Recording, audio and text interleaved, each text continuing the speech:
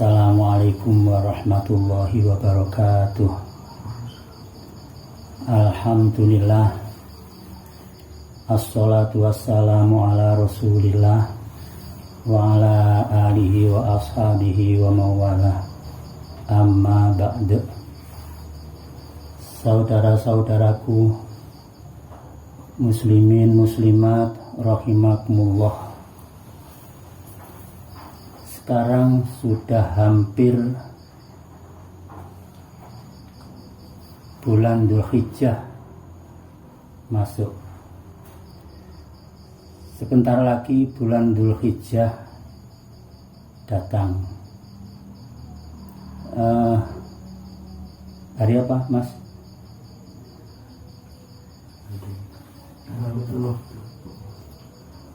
Hari Ahad nih. Insya Allah hari Ahad depan. Sekarang hari Kamis. Insya Allah hari Ahad depan. Hari Selasa. Insya Allah hari Selasa depan tanggal 1 bulan Dzulhijjah tahun 1400 berapa? 42 Hijriah. Tapi suasana kebatinan kita, terutama saya dan lingkungan saya, mungkin ya mas-mas kameramen ini, tidak seperti suasana ketika menjelang bulan Ramadan. Ya. Kalau menjelang bulan Ramadan, greget itu apa, Mas?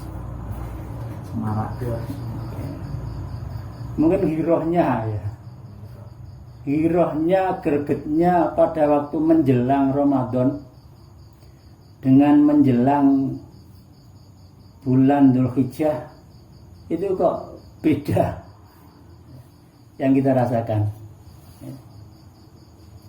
Kalau menjelang bulan Ramadan biasanya ada ritual-ritual khusus atau ada perubahan perilaku kita. Kegiatan-kegiatan rutin yang kita lakukan sebelum bulan Ramadan, mulai Syawal sampai Sya'ban, itu biasanya menjelang Ramadan kita hentikan. Pengajian rutin kita hentikan, kita ganti pengajian bulan Ramadan. Majelis-majelis zikir rutin kita hentikan, diganti majelis zikir bulan Ramadan dan lain sebagainya. Setelah masuk bulan Ramadan juga begitu. Greget kita, semangat kita, wiroh kita untuk menjalankan ibadah itu besar sekali. Sehingga masjid-masjid yang biasanya sepi jadi rame, ya kan?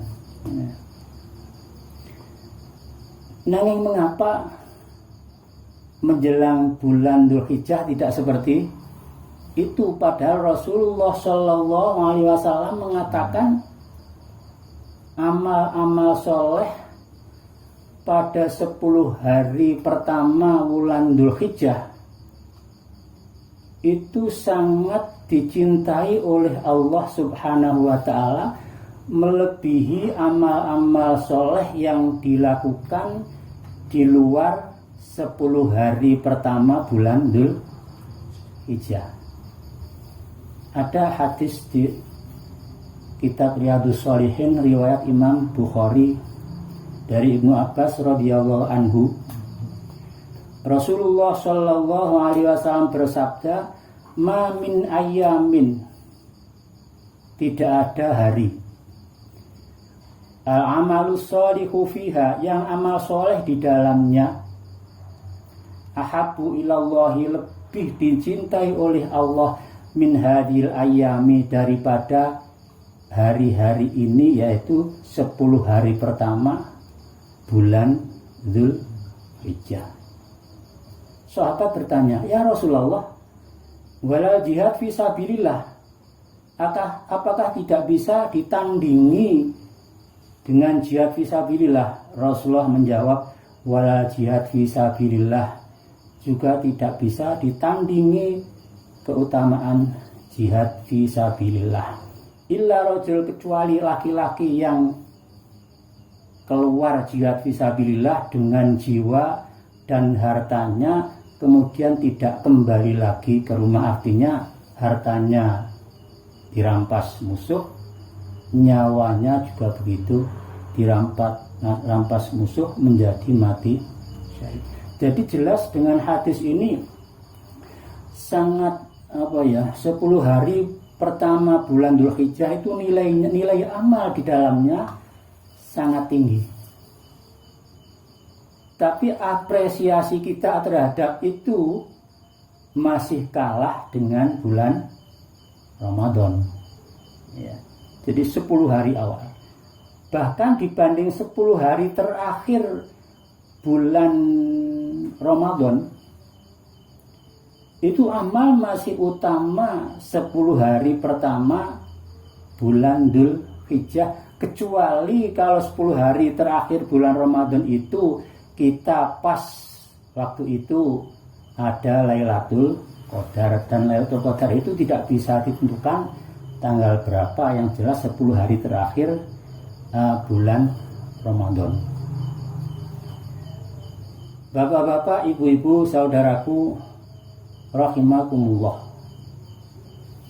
ada amal-amal Rasulullah Shallallahu Alaihi Wasallam menjelaskan di situ secara umum amal soleh. Amal soleh itu apa ya, bermacam-macam. Tetapi ada amal-amal yang khusus dilakukan di bulan Dzulhijjah, dan ada amal-amal soleh yang umum yang di bulan Dzulhijjah lebih utama dilakukan dibanding di luar bulan Dzulhijjah 10 hari terakhir. Contoh yang pertama, haji. Haji itu biasanya di bulan Dzulhijjah. Jadi wukuf di Arafah itu kan bulan Dzulhijjah. Tapi haji sekarang kan ya sulit, waktunya lama, apalagi sekarang sudah ditunda 2 tahun, 2 kali ditunda.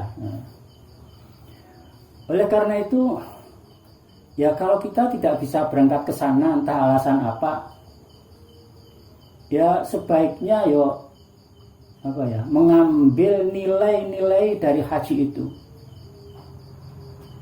Yang utama kita mencoba melakukan apa yang dilakukan oleh orang yang hajinya mabrur, sehingga kita belum sempat ke sana karena suatu hal, nilai kita sama dengan orang yang haji mabrur. Apa mabrur itu tandanya? Rasulullah Shallallahu Alaihi Wasallam dalam suatu hadis dawuh begini, al-hajjul mabrur laisa lahu jaza illa jannah. Haji mabrur itu tidak ada balasan kecuali surga. Sahabat bertanya, ya Nabi Allah, ma birrul hajj? Duh Nabi Allah, haji mabrur itu apa? Rasulullah menjawab, it'amut ta'am wa ifsya'us salam wa fi riwayatin wa tibul kalam. Jadi ada riwayat it'amut ta'am wa ifsya'us salam, ada riwayat it'amut ta'am wa tibul kalam. Haji mabrur itu simple menurut Kanjeng Nabi. It'amut ta'am. It'amut ta'am itu apa? Memberi makan. Memberi makan. Apa itu pesta? Ya tentu bukan. Ya. Jadi di dalam Al-Quran istilah it'am itu konotasinya pasti yang diberikan, yang diberi itu orang-orang yang miskin, orang-orang yang lemah secara ekonomi. Itu coba di dalam Al-Quran juz 30 itu ada it'amu fi yaumi dzi masyrabah yatima dza maqrabah, kan gitu. Jadi yang dimaksud ya it'am di sini adalah membantu kebutuhan pokok orang-orang yang sangat membutuhkan. Satu tandanya orang haji mabrur. Dua tanda-tandanya menurut Rasulullah Shallallahu Alaihi Wasallam ifsya'us salam, memviralkan salam, membiasakan salam, berjumpa dengan saudara-saudaranya muslimin, muslimah, membiasakan uluk salam. Salam itu kan artinya assalamualaikum, keselamatan, semoga atas kamu, semoga kamu selamatlah artinya. Assalamualaikum, semoga kamu selamat. Jadi setiap berjumpa dengan orang Islam berkata semoga kamu selamat. Bahkan ada riwayat yang mengatakan begini, para sahabat itu kalau pergi bersama-sama kemudian berpisah sebentar karena ada pepohonan atau apa itu, mungkin ada yang satu lewat kanannya pucuk gunung kecil, yang satu lewat kirinya gunung kecil. Kalau sekarang yang satu lewat gang satu, yang satunya lewat gang dua, kemudian berjumpa lagi di ujung jalan itu, mereka juga mengatakan assalamualaikum, berpisah lagi, salam lagi, jumpa lagi, salam lagi. Artinya setiap berjumpa dia uluk salam. Kira-kira yang dimaksud salam itu selamat dari apa? Coba. Muka-muka sampean selamat, semoga kamu selamat. Itu selamat dari apa? Apa selamat dari orang yang jauh di sana? Apa selamat dari orang yang dekat di sini? Cara jenengan. Kira-kira. Artinya ngaten. Tiang ingkang paling berpeluang menyakiti hati kita, ya. Hati kita itu siapa? Orang yang jauh apa yang dekat? Yang dekat, yang berkumpul dengan kita. Sehingga kalau kita salam assalamualaikum, ya sudah pasti semoga kamu selamat dari orang saya. Kalau saya salam kepada sambian, semoga sambian selamat dari siapa? Ya selamat dari kejahatan saya, kan gitu logikanya. Sehingga kalau kita tiap uluk salam, sebaiknya ya di dalam hati kita membayangkan muga-muga sampeyan selamat sangka kejahatanku, sangka kesalahanku, semoga kalian selamat dari sikap-sikap yang tidak baik dari saya. Seharusnya kan begitu. Ya. Itu kalau kita bisa begitu, insya Allah walaupun gak bisa berangkat karena entah ada apa, itu ada kita sudah mengantongi nilai haji mabrur, serta membantu orang miskin, dan senantiasa mempunyai niat baik kepada sesama muslim. Tidak pernah mempunyai niat tidak baik kepada sesama muslim. Itu kan zaman sekarang itu kan ya sulit hal itu. Terutama kita yang terjun di dunia yang penuh persaingan, ya. Dunia bisnis, dunia politik. Kalau dunia bisnis itu uang, ya, cari harta kan banyak, ya. Kalau dunia politik itu cari apa? Biasanya kekuasaan, kan. Yang berkuasa berapa orang? Kan hanya beberapa gelintir orang, sehingga persaingannya semakin ketat. Sehingga sulit kita membayangkan terus setiap salam terus kita semoga sambian selamat dari kejahatan saya, kan gitu. Lalu sekarang kan malah kalau kita dengan lawan politik itu biasanya setiap ada kesempatan kita mesti akan menjatuhkan lawan politik kita. Padahal itu yang melakukan juga sudah haji. Itu kan ya sulit. Makanya marilah kita berusaha, walaupun kita tidak sempat atau belum sempat karena satu hal pergi ibadah haji, ya mari kita menjalankan tanda-tanda orang yang mabrur, yaitu it'amut ta'am, membantu orang-orang miskin, tibul kalam atau ifsa'us salam, senantiasa hatinya dan lisannya senantiasa baik kepada sesama muslim. Itu ibadah Yang pertama, amal pertama yang khusus pada bulan Dzulhijjah. Yang kedua apa? Kurban ya. Kurban. Ini sudah mungkin insya Allah akan dibicarakan oleh pada sesi yang lain dengan narasumber yang lain. Saya hanya akan menyinggung masalah udhiyah atau kurban. Itu hanya hukumnya, bahwa hukum kurban itu sunnah kifayah bagi setiap keluarga yang mempunyai saatur rizki, kejambaran rizki pada hari-hari nahar, tanggal 10, 11, 12, 13 bulan Dzulhijjah. Kok kita sekeluarga mempunyai kejembaran rizki, kita disunahkan secara kifayah melakukan kurban. Ini untuk meluruskan, kadang-kadang masyarakat itu dikiranya kurban itu satu umur satu kali. Aku ndak inginane wis kurban gitu. Saya kemarin hari raya kemarin sudah kurban. Ya sekarang tidak, kan nggak bisa gitu. Jadi setiap tahun, setiap hari nahar 10, 11, 12, 13, kalau kita mempunyai rezeki yang luas, yang jembar, kita disunahkan melakukan kurban. Satu keluarga, satu orang sudah menggugurkan kesunahan kurban. Artinya kalau ada satu yang berkurban, yang lain sudah tidak kena makruh. Yang berikutnya apa? Sholat hari raya. Sholat hari raya itu sholat sunat karena untuk syiar ya, yang disunatkan berjamaah. Jadi berjamaah dalam sholat sunat Idul Adha dan Idul Fitri itu hukumnya hanya sunnah. Boleh dilakukan sendiri-sendiri di rumah, apalagi sekarang musim seperti ini.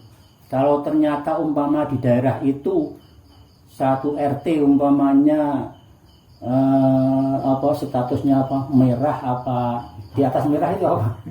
Hitam, statusnya hitam. Itu kan enggak dilarang berkumpul kan? Itu ya kita jangan ngeyel. Wong itu jamaah sholat Idul Adha itu hukumnya sunnah. Bisa dilakukan sendiri-sendiri di rumah, bisa dilakukan jamaah di rumah dengan 3 orang atau 2 orang dan lain sebagainya. Itu yang saya perlu tekankan, masalah sholat Idul Adha pada musim sekarang ini. Lalu kemudian yang ada ibadah khusus lagi pada bulan Dzulhijjah, terutama 10 hari awal, yaitu puasa. Ada puasa yang dinamakan puasa Arafah, yaitu puasa pada tanggal 9 bulan Dzulhijjah. Dawuhnya Rasulullah Shallallahu Alaihi Wasallam, riwayat dari Abi Qatadah, Rasulullah Shallallahu Alaihi Wasallam ditanya, wasuila an shaumi yaumi Arafata. Rasulullah ditanya tentang puasa hari Arafah tanggal 9 bulan Dzulhijjah. Rasulullah menjawab, yukaffirus sanata madiyata wa baqiyata. Bisa menghapus dosa 1 tahun yang lalu dan 1 tahun yang akan datang. Itu hadisnya sahih, jelas ada ibadah khusus pada tanggal 9 bulan Dzulhijjah. Yang jadi pertanyaan sekarang, hari-hari sebelum tanggal 9 itu statusnya bagaimana? Apakah ada perintah khusus puasa? Apakah kita justru dilarang puasa? Ini ada hadis Siti Aisyah begini, sehingga kadang-kadang ada orang yang menafsirkan bahwa puasa tanggal 1 sampai tanggal 8 bulan Dzulhijjah itu disimpulkan makruh berdasarkan hadisnya Siti Aisyah. Ada yang seperti itu diralat oleh Imam Nawawi. Siti Aisyah radhiyallahu anhu di sebuah hadis berkata begini, ma ra'aitu Rasulullah sallallahu alaihi wasallam iman fil ashri qattu. Saya tidak pernah melihat Rasulullah sallallahu alaihi wasallam berpuasa pada 10 hari awal bulan Dzulhijjah. Ini pernyataan Siti Aisyah, sehingga ada orang yang menyimpulkan loh kalau begitu menjadi makruh. Nah, tanggapan Imam Nawawi dalam kitab Majmu' itu mengatakan begini, istri Rasulullah itu kan tidak hanya satu, sehingga Rasulullah mulai tanggal 1 sampai tanggal berapa? 9 atau tanggal 10 itu mesti selalu bersama Siti Aisyah. Tidak seperti itu. Kemungkinan tanggal 1 dan 2 bersama Siti Aisyah, tanggal 3, 4 bersama yang lain, 5, 6 bersama yang lain. Tahun berikutnya juga begitu, ada kemungkinan seperti itu. Nah, sehingga menurut Imam Nawawi ada kemungkinan Rasulullah sebenarnya puasa, entah itu mulai tanggal 1, apa hanya tanggal 9, apa tanggal 8, tapi tidak diketahui oleh Siti Aisyah, dan itu diketahui oleh istri-istri yang lain. Ada kemungkinan seperti itu. Atau ada kemungkinan mungkin Rasulullah ada uzur pas pergi. Ya betul, mulai tanggal 1 sampai tanggal 10 selalu bersama Siti Aisyah, tapi itu pas pergi. Contohnya pada waktu haji yang terakhir, haji apa namanya? Haji wada, ya. Pada waktu haji wada Rasulullah kan mengajak Siti Aisyah haji wada itu. Sudah pasti mulai berangkatnya kan tanggal 27 atau tanggal 26 bulan Dzulqa'dah.